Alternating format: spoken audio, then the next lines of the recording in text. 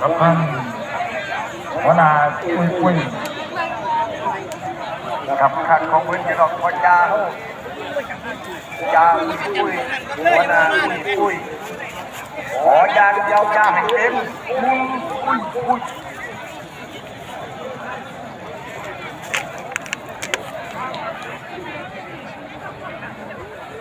กับตั้งที่เมื่อกี้ยังกำลังขอพรจากเจ้าที่เจ้าทางไว้ออกจากพันชุดขออนุญาตทางเสี้ยนเงินเรียบร้อยนะครับ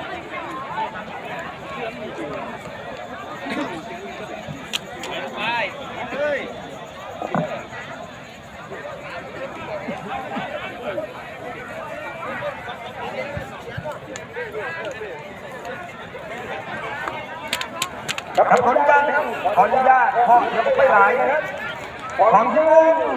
กระรอบ102ขยับเลยนะครับขยับทั้งครับเพิ่ง400,000นั้นบอกไปบังไงอันเท่าเงิน400,000นั้นมั้งทั้งนี้ครับใช่ครับผมขึ้นสูงลงซาทุกไปขยุงไทยสีทองในตรง3 2 1ไป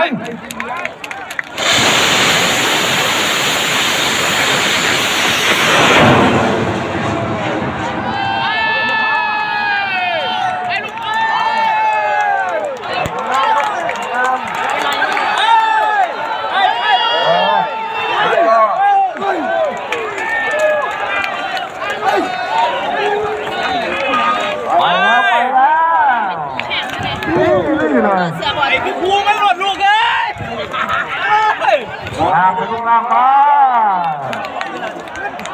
ทักที่ลูกรองทางมาทางงาม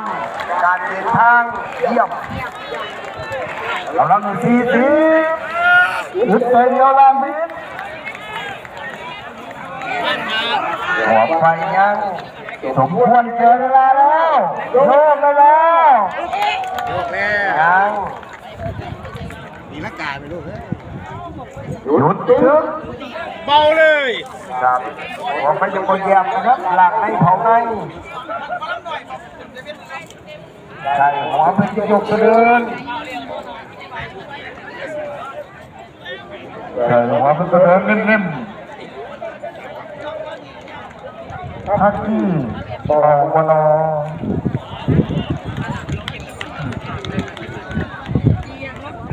หัวเดินนิ่มๆนะครับ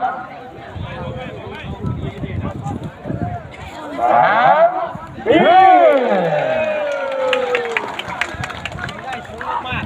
ไปสูงทางดีการลงดีมากโอ้ยสมบูรณ์ออกมาแข่งกันเนาะสมบูรณ์ทุกอย่างไอ้มันเด็กคือครูมันได้ใช้การงานขึ้นเอาข้อว่างหางผ่านหน่อยครูที่ตาม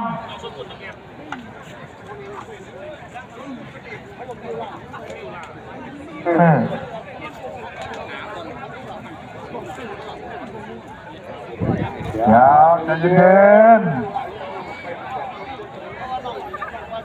เห็นว่าไก่มันได้สักเรื่องนี้กันได้ถูก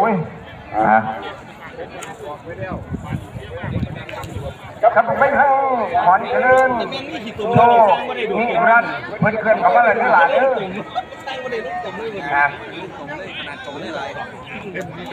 ล้วจะเขามาช่วยกันทุกวันบโดนแย่แล้วมีบอบ้างคุณ110ทาง425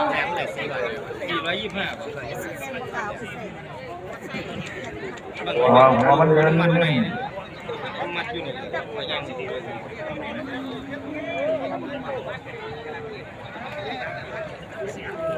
เงินโทในผ้าขาวประมาณ